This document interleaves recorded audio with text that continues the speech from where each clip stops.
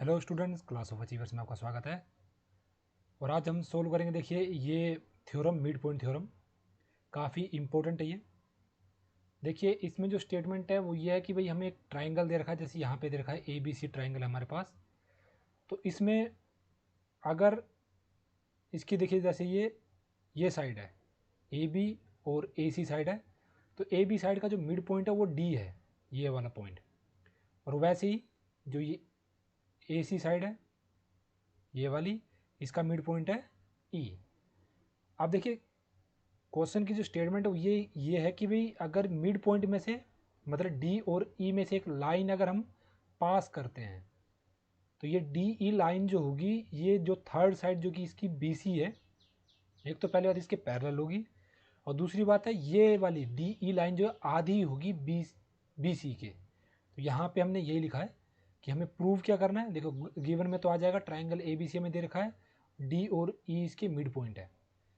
Prove हमें क्या करना है कि भाई एक तो ये लाइन पैरेलल है, ये प्रूव करना है, और दूसरी बात है कि इस लाइन की लेंथ जो वो आधी है बीसी के, ये प्रूव करना है।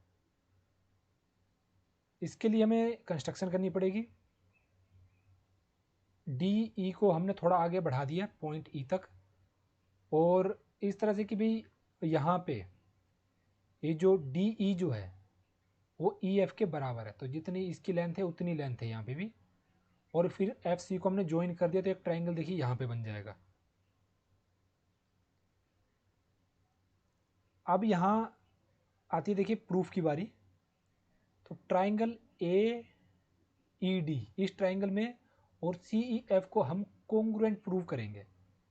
तो देखिए कॉन्ग्रुएंट कैसे हो जाएंगे ये, एक तो इनका ये एंगल जो है, ये वाला एंगल और ये वाला एंगल, ये वर्टिकली अपोजिट एंगल है, तो एंगल आपस में बराबर हो जाएंगे। तो यहाँ पे वही चीज़ लिखी है मैंने, ये वाली जो है।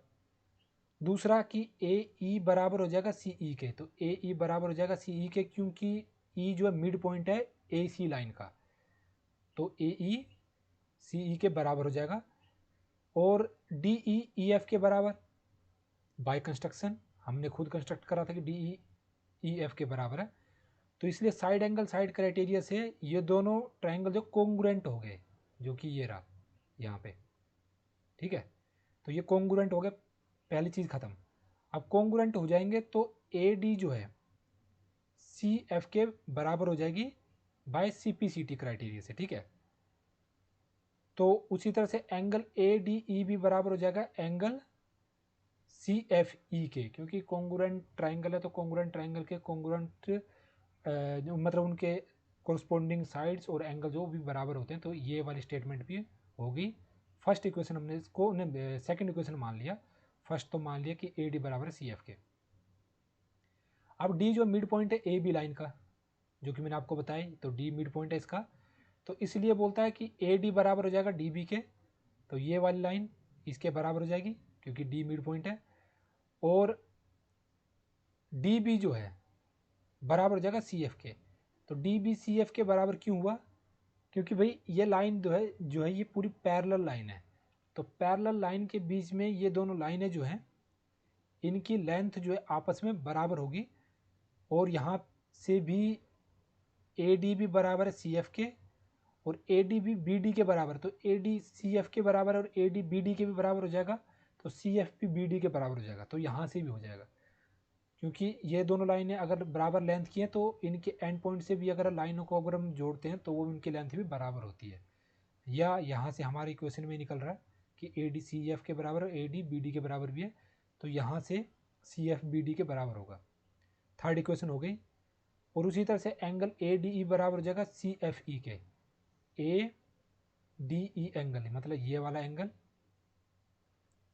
बराबर हो जाएगा सी एफ ई के, तो ये हो जाएगा अल्टरनेट इंटीरियर एंगल, क्योंकि ये लाइन इस लाइन के पैरेलल होगी, तो ये एंगल इसके बराबर हो जाएगा अल्टरनेट इंटीरियर एंगल, जो कि यहाँ पे रीजन लिखा हुआ है।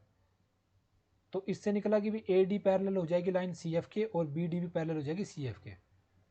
तो लास्ट में कंक्लूजन क्या निकला कि भाई डी एफ जो है वो भी पैरेलल है बी सी के, तो ये लाइन डी एफ जो है ये लाइन पैरेलल है बी सी के। और अगर डी एफ पैरेलल है बी सी के, तो डी एफ और इसकी लेंथ मतलब बी सी लाइन जो है इनकी लेंथ भी बराबर होगी, क्योंकि मैंने आपको थोड़ी देर पहले भी बताया कि भाई ये लाइन अगर इसके पैरेलल है और ये लाइन भी इसके पैरेलल है तो तभी होंगी जब इनके बीच में डिस्टेंस बराबर होगा और इनकी लेंथ भी बराबर होंगी। तो लेंथ बराबर होगी तो ये वाली लाइन भी इसके पैरेलल हो जाएगी और इक्वल भी होंगी, और वैसे ये वाली लाइन भी इसके पैरेलल और इक्वल हो जाएंगी। अब क्योंकि डी एफ पैरेलल है बी सी के, तो ये रही डी एफ पैरेलल देखिए बी सी के, तो इससे निकलता है कि डी ई जो है आधा है बी सी के। अब वो कैसे हो जाएगा, देखिए डी ई आधा बी सी के, ये बी सी तो ये रहा, हमने ये प्रूव कर दिया कि बी सी और डी एफ बराबर है। देखिए ट्रायंगल ए डी ई और ट्रायंगल सी एफ ई ये भी हमने कॉन्ग्रुएंट प्रूव कर दिए थे। तो डी ई भी बराबर होगा ई एफ के, तो डी ई एफ के बराबर होगा, तो ये जो ई पॉइंट है ये मिड पॉइंट हुआ। तो अगर डी एफ का मिड पॉइंट हुआ तो बी सी का भी तो मिड पॉइंट होगा, क्योंकि इनकी लेंथ बराबर है, इसलिए हमने लिख दिया ये वाला। तो इस तरह से पूरी जो थ्योरम है वो कंप्लीट होगी है। अगर आपका अभी भी कोई डाउट होगा तो एक दो बार वीडियो को देखना, समझ आ जाएगा। उसके बाद भी डाउट रहेगा तो कमेंट बॉक्स में लिख दीजिएगा, मैं रिप्लाई कर दूंगा। और बाकी वीडियो देखने के लिए आपका बहुत बहुत धन्यवाद। बाय।